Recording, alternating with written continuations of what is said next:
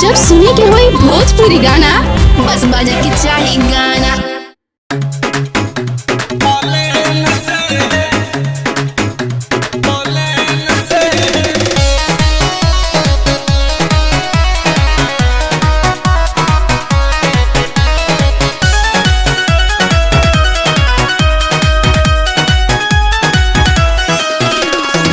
भागे के भागनी हम अपना घर से, कापे करे जा बॉडी पापा जी के डर से।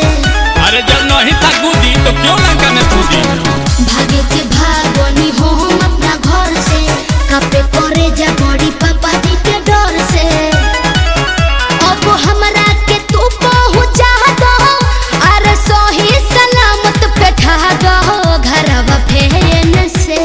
अरे काहे रे इतना डर काहे रही है, हम समझ ना है। ना हमरा बहुत डर लगता, पहुंचा दो। लैलियो तारेन से रे सुगिया, घुमैलियो प्लेन से। लैलियो तारेन से रे सुगिया, घुमैलियो प्लेन से। दहजियो बैठ गइली हमरे ही देन से। जहजियो बैठ गइली हमरे ही देन से। दहजियो बैठ गइली। हम ना मानम, हम जइबे करब।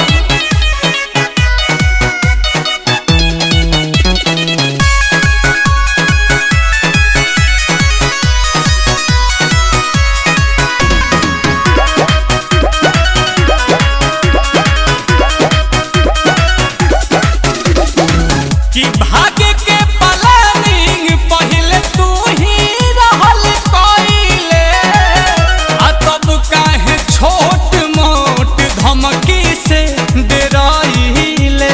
अरे हमरा अपना जान के चिंता नहीं है, तहरा जान के टेंशन बा। जज्बा तुम्हें अकेले कर मत कोई, अब बुझाता गर जीवन संगे घात कोई। घर खोजत होई हमर माई, रातों दिन लेके दिया सलाई लमटे न से। अरे फेरे खाली सोच ले बरेन से। ना पहुँचेबो तो देह पर गिरा लेब किरासन जर केन से। ताही में लागल रही कछा नौटे न से। ताही में लागल रही कछा नौटे न से। आ दहजियो बैठ गइले आ हमरे ही देन से।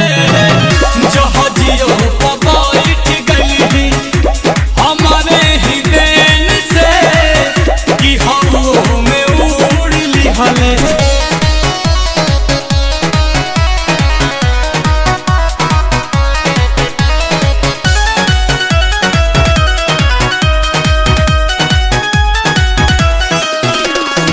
कि तिहले दिन तो संगे सुतले अब काहे उबाले। बाहर संस्कारी घर के चिंता में डूबाले। आशुतोष मुखिया FIR लिखवा दिले बड़े। नील कोमल घरे जाके साफ सीधा हो जाए, ना तो हले बिन बिया है हम विधवा हो जाए। बटे फोटो थाना में दिया है, बड़े सोनू सुधा कर बनाए सिकड़ चेन से। अरे हम आदमी भेज दिले बानी गोला बगेन से। तू खोजा तारा मारुति भैन से मुआ दी हस। कि हमर होके को हम जानी बुझी है लाते न से। कि हमर होके को हम जानी बुझी है लाते न से।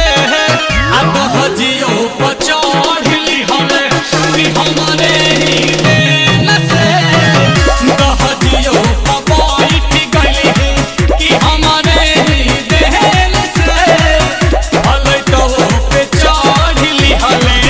ए जा हो तार गिद्ध के जनम छोड़ा दे हनी हट।